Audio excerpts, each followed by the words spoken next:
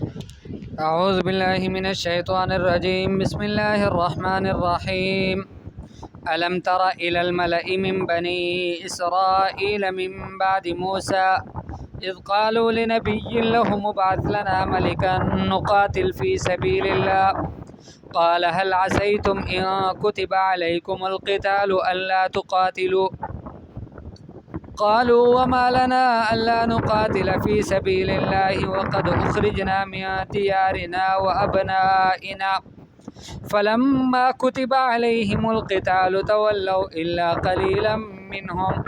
والله عليم بالظالمين وقال لهم نبيهم إن الله قد بعث لكم طالوت ملكا قالوا أنى يكون له الملك علينا ونحن أحق بالملك منه ولم يؤت سعة من المال قال إن الله اصطفاه عليكم وزاده بسطة في العلم والجسم والله يؤتي ملكه من يشاء والله واسع عليم وقال لهم نبيهم إن آية ملكه أن يأتيكم التابوت فيه سكينة من ربكم وبقية مما ترك آل موسى وآل هارون تحمله الملائكة إن في ذلك لآية لكم إن كنتم مؤمنين صدق اللہ العظیم۔ اللہ پاک فرماتے ہیں الم تر الی الملأ من بنی اسرائیل، کیا آپ کو خبر نہیں ہے بنی اسرائیل کے اس گروہ کی من بعد موسیٰ کی جو موسیٰ علیہ السلام کے بعد آئی، اذ قالوا لنبی لہم کہ جب انہوں نے اپنے نبی سے کہا ابعث لنا ملکا، ہمارے لیے ایک بادشاہ مقرر کر دو، نقاتل فی سبیل اللہ، تاکہ ہم اللہ کے راستے میں لڑیں۔ قال، اس نبی نے کہا حل عصیتم، کیا دور ہے تم سے، بعید ہے یہ بات، ان کتب علیکم القتال، کہ اگر تم پر قتال فرض کیا گیا، لڑائی جنگ فرض کی گئی، اللہ تو قاتلو کہ تم قتال نہیں کریں گے، تو کیا یہ بات تم سے دور ہے، بعید ہے کوئی یہ بات؟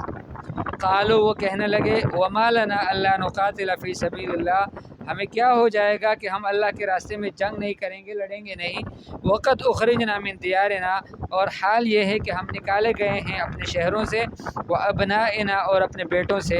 فلما کتب علیہم القتال، پس جب فرض کی گئی ان پر قتال لڑائی، تولوا الا قلیلا منہم، ان میں سے توڑوں کے علاوہ باقی سب پیٹ پھیر کر مڑ گئے، واللہ علیم بالظالمین، اور اللہ جل جلالہ جانتے ہیں ظالموں کے۔ عفواً، ان آیات میں جس نبی کا تذکرہ ہے، فقال اذ قالوا لنبی لہم ابعث لنا ملکا نقاتل فی سبیل اللہ، اس سے مراد حضرت سموئیل علیہ السلام ہے، اور یہ تقریباً حضرت موسیٰ علیہ السلام کے 350 سال بعد نبی بنائے گئے تھے۔ سورہ مائدہ میں ذکر ہے کہ حضرت موسیٰ علیہ السلام نے بنی اسرائیل سے اس وقت کہا کہ جب وہ فرعون سے ان کو نجات مل گئی، ان سے کہا کہ یہ بستی ہے اور اس میں ایک عمالقہ قوم ہے، تم ان سے لڑو، اور یہ جو سرزمین ہے بیت المقدس کی، یہ اللہ پاک تمہیں دے دے گا۔ تو وہ کہنے لگے کہ اذهب انت وربک فقاتلا انا ہاہنا قاعدون، آپ اور آپ کا رب جاؤ، آپ لڑو، ہم یہاں بیٹھے ہوئے ہم نہیں جائیں گے۔ تو اس کی سزا میں اللہ جل جلالہ نے ان کو وہیں وادی سینا میں ان کو روکا رکھا۔ اس کے بعد حضرت موسیٰ علیہ السلام کے فوت ہو جانے کے بعد حضرت یوشع علیہ السلام نے ان لوگوں کے اوپر ان کے باہمی معاملات کے تصفیے کے لیے قاضیوں کو مقرر کر دیا، اور یہ زمانہ تقریباً 350 سال تک چلتا رہا کہ ان میں اللہ نے کسی کو بادشاہ نہیں بنایا، ان کا کوئی حکمران نہیں ہوتا، کوئی ان پہ حکومت نہیں کرتا تھا، بس ان کے قاضی بنتے تھے۔ اس زمانے کو قاضیوں کا زمانہ قضات کا زمانہ کہا جاتا ہے، اور یہ بائبل میں بھی یہ قصہ مذکور ہے کہ اس وقت میں پھر ان میں اس طرح سے فیصلے جو ہوتے تھے ان کے آپس کے معاملات جو ہوتے تھے وہ قاضی یوشع علیہ السلام کی نگرانی میں ان کے مقرر کردہ جو قاضی ہوتے تھے وہ ان فیصلوں کو حل کرتے تھے۔ اس طرح سے ان کا زمانہ چلتا رہا۔ لیکن اس دوران میں کہ یہ جو زمانہ تھا ظاہر بات ہے کہ ان کا باقاعدہ کوئی حکمران ہوتا نہیں تھا، تو اس وجہ سے جو قریب کے دوسرے جو قوم ہوتے تھے، قبیلے ہوتے تھے، وہ ان کے اوپر مختلف اوقات میں ان پر حملے کرتے رہتے تھے اور ان پر چڑھایاں کرتے تھے۔ ایک وقت ایسے بھی آیا کہ قریب کا جو قوم تھا اور سرکش قسم کا قوم تھا، تو انہوں نے ایسا کیا کہ انہوں نے ان پر چڑھائی کی اور ان سے حضرت موسیٰ اور ہارون علیہ السلام کے بقایا جات جس تابوت میں بنتے، صندوق میں بنتے، اور اس میں اللہ جل جلالہ کی طرف سے جو من کی صورت میں آسمانی خوراک اترتا تھا، وہ بھی اس میں کچھ بقایا حصہ موجود تھا، اور بنی اسرائیل اس صندوق کو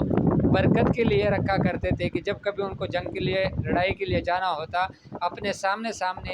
فوج کے سامنے اس کو لے کر چل رہے ہوتے تھے، جس کی وجہ سے ان کو فتح نصیب ہوتی تھی۔ اب انہوں نے اس قوم نے ان سے وہ صندوق بھی لے گئے اور ان پر چڑھائی کر دی، اس سے وہ صندوق کو چھین لیا۔ اس وقت انہوں نے اپنے نبی حضرت سموئیل علیہ السلام کہ جو اس وقت انہی قاضیوں میں سے اس پس منظر میں، ان حالات کے پس منظر میں اللہ جل جلالہ نے اس ایک قاضی کو نبی بنا دیا، نبوت عطا کر دی، اور پھر انہوں نے ان سے کہا، نبی کے زمانے میں بھی یہ حالات اسی طرح چلتے رہے، کوئی استقرار نہیں ہوا، ثابت نہیں ہوئے حالات، تو اس وجہ سے انہوں نے پھر ان سے فرمائش کی، درخواست کی کہ ہمارے لیے اللہ جل جلالہ سے دعا کرو کہ اللہ ہمارے لیے کوئی بادشاہ بنا دے۔ تو اللہ جل جلالہ نے طالوت علیہ السلام کو بادشاہ بنا دیا، طالوت کو بادشاہ بنا دیا۔ اب طالوت کے بادشاہ بننے کے بعد انہوں نے ان سے انکار کر دیا، کہا کہ ہم اس کو بادشاہ نہیں مانتے، اس کو کیسے بادشاہ مانیں، یہ اس کی بادشاہت کی کوئی نشانی ہونی چاہیے۔ تو اللہ جل جلالہ نے اس کی نشانی یہ بتا دی کہ نشانی اس کی بادشاہت کی یہ ہوگی کہ اس قوم سے جو تم سے یہ تابوت لے کر گئے ہیں، اس قوم سے وہ تابوت فرشتے لے کر آ جائیں گے اور تمہارے پاس حاضر کر دیں گے، جس میں وہ سارے بقایا جات ہے آل موسیٰ اور آل ہارون کے، اور آسمانی غذا ہے اس تابوت میں، ایک مبارک چیز ہے، تو وہ سارا کچھ تمہارے پاس فرشتے وہاں سے اٹھا کر لے آئیں گے۔ اس قوم نے اس تابوت کو اپنے مندر میں بڑے محفوظ طریقے سے رکھا تھا، لیکن ان کے اوپر آزمائشیں آتی رہتی تھی مختلف قسم کے، کبھی ان کے اوپر وبا آ گئی، کبھی ان کے بت جو ہوتے تھے، ان کی جو دوسری چیزیں ہوتی تھی وہ اندھے پڑے ہوئے، مختلف قسم کی سزائیں ان کے اوپر آتی تھے، حالات خراب رہتے تھے ان کے۔ تو ان کے نجومیوں نے ان کو کہا کہ یہ جو صندوق ہے یہ تمہارے لیے مصیبتیں لا رہی ہے، اس کو اپنے سے نکال دو۔ پھر کتابوں میں مختلف طریقوں سے لکھا ہے، کسی میں لکھا ہے کہ پھر یہ ہے کہ اس صندوق کو انہوں نے گدھا گاڑیوں میں رکھ کے اس کو اپنے شہر سے باہر نکالنا چاہا اور اس کو باہر لے گئے، بیچ دیا، وہاں سے فرشتوں نے اٹھا کر لے آئے، لیا پھر ان کے مندروں سے فرشتوں نے اٹھا کر لے آیا۔ یہ دونوں طرح سے ٹھیک ہے، جس طرح بھی ہے اللہ جانتا ہے بہتر۔ تو بہرحال یہ اس قصے کی طرف اشارہ ہے۔ علم تر الی الملأ، کہ آپ کو خبر ہے اس گروہ کی، من بنی اسرائیل، بنی اسرائیل میں سے، من بعد موسیٰ کے، جو موسیٰ علیہ السلام کے بعد، حضرت یوشع علیہ السلام کے بعد پھر حضرت سموئیل علیہ السلام کے زمانے میں یہ قصہ پیش آیا تھا۔ اذ قالوا، کہ جب انہوں نے کہا، لنبی جن لہم، اپنے نبی سے، نبی سے مراد حضرت سموئیل علیہ السلام ہے، ابعث لنا ملکن، کہ ہمارے لیے ایک بادشاہ مقرر کر دو، نقاتل فی سبیل اللہ، کہ ہم قتال کریں اللہ کے راستے میں۔ قال، سموئیل علیہ السلام نے کہا، حل عصیتم، کیا بعید ہے تم سے یہ بات، ان کتب علیکم القتال، کہ اگر فرض کیا گیا تم پر جنگ، قتال، اللہ تقاتلوا، کہ تم پھر قتال نہ کرو گے۔ قالوا، وہ کہنے لگے، وما لنا، اور ہمیں کیا ہو جائے گا، اللہ نقاتل فی سبیل اللہ، کہ ہم قتال نہ کریں اللہ کے راستے میں، وقد اخرجنا من دیارنا و ابنائنا، اور حال یہ ہے کہ ہم نکالے گئے ہیں ہمارے شہروں سے اور ہمارے بیٹوں سے۔ فلما کتب علیہم القتال، جب قتال ان پر فرض کی گئی، تولوا، پھر گئے، الا قلیلا منہم، مگر توڑے ان میں سے، واللہ علیم بالظالمین، اور اللہ جل جلالہ جاننے والے ہیں ظالموں کو۔ وقال لهم نبیہم، اور ان کے نبی نے ان سے کہا، ان اللہ قد بعث لکم طالوت ملکا، کہ یقیناً اللہ جل جلالہ نے تمہارے لیے طالوت کو بادشاہ مقرر کر دیا ہے۔ قالو وہ کہنے لگے اعتراض کے طور پر انا یکون لہ الملک اس کی بادشاہت کیسے ہو سکتی ہے علینا ہمارے اوپر ونحن احق بالملک منہ حال یہ ہے کہ ہم ان سے زیادہ حقدار ہے بادشاہت کے ولم یؤت سعۃ من المال اور اس سے نہیں دیا گیا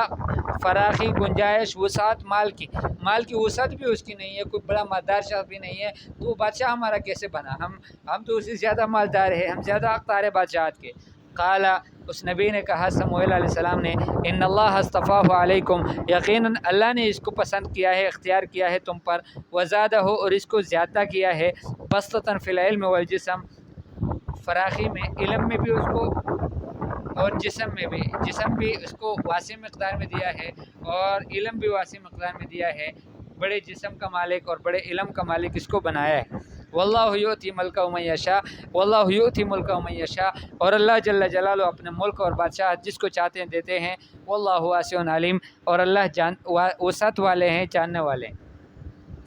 وقال لهم نبیہم اچھا انہوں نے کہا کہ اچھا اگر یہ بادشاہ ہے اللہ کی طرف سے اللہ نے مقرر کیا ہے تو اللہ کی طرف سے کوئی نشانی تو نبی نے ان سے کہا ان آیت ملک ہی اس کی بادشاہت کی نشانی یہ ہے ان یاتیکم التابوت کہ تابوت تمہارے پاس آئے گا فیہ سکینۃ من ربکم وہ تابوت کی جس میں سکینت ہے من ربکم تمہارے رب کی طرف سے اللہ نے اس میں سکینت رکھا ہے وبقیۃ مما ترک آل موسیٰ و آل ہارون اور اس میں وہ بقایا جات ہے آل موسیٰ اور آل ہارون کے سامان میں سے تحملہ الملائکہ اس کو فرشتے اٹھا کر لائیں گے ان فی ذلک لآیۃ لکم اس میں یقیناً تمہارے لیے